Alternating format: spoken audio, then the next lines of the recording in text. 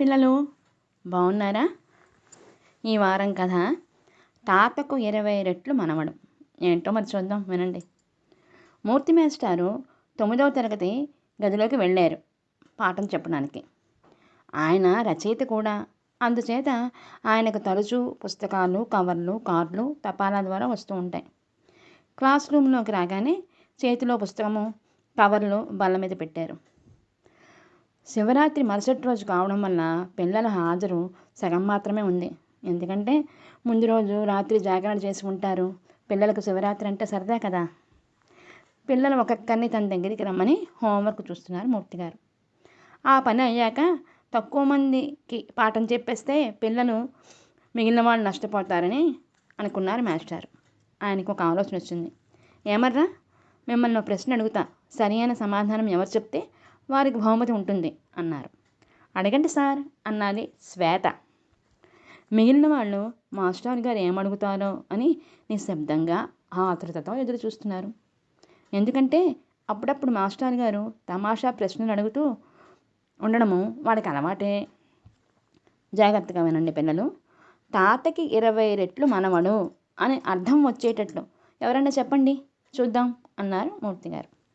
పిల్లలంతా ఆలోచిస్తున్నారు.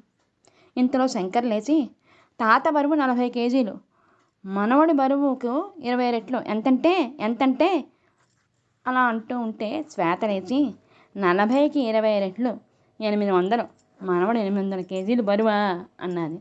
అంతా నవ్వారు. శంకరు బుర్రగొక్కున్నాడు. పిల్లల్లో శివ అనే అబ్బాయి లేచాడు. నువ్వు చెప్తావా, చెప్పు అన్నారు మూర్తిగారు.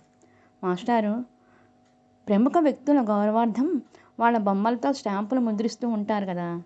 నెహ్రూ గారి బొమ్మతో పావలా స్టాంప్ ఉంది. వారి మనవడైన రాజీవ్ గాంధీ బొమ్మతో 5 రూపాయల స్టాంప్ ఉంది.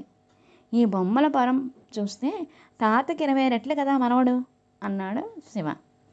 పావలాకి 20 రెట్లు 5 రూపాయలు. బాగా చెప్పావు, శభాష్ అని మాస్టర్ అనగానే పిల్లలంతా చప్పట్లు కొట్టారు.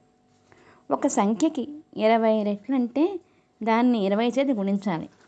ఇంతకు ఈ ఆలోచన ఎలా వచ్చిందిరా అని అడిగాడు మాస్టారు, మీరు టేబుల్ మీద ఉంచిన పుస్తకంలో ఒక దానిపై నెహ్రూ గారి బొమ్మతో ఉన్న పావలా స్టాంప్ అతికించి ఉన్నది.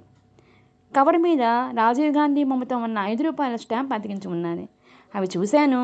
మీరు హోంవర్క్ చూపించినప్పుడు మీ ప్రశ్నకు జవాబు ఆలోచిస్తూ ఉంటే ఇది జవాబుగా సరిపోయింది అన్నాడు శివకుమారు. ఆరిపిడిగా బాగానే కనిపెట్టావురా, నేను కూడా నీలాగే ఆలోచించి ఈ ప్రశ్న అడిగాను అన్నాడు మాస్టర్ గారు. శివని అభినందిస్తూ పావలా స్టాంప్ అతికించి ఉన్న ఆ పుస్తకాన్ని శివకుమార్కు బహుమతిగా ఇచ్చారు మాస్టారు. అది పిల్లల మాసపత్రిక బాలతేజము. పిల్లలందరూ శివకుమారు తెలివైన ఆలోచనకి ఆశ్చర్యపోయారు. ఇదండి ఈ వారం కథ. బాగుంది కదా. మీ అందరికీ ముందుగా రాఖీ శుభాకాంక్షలు. బాయ్.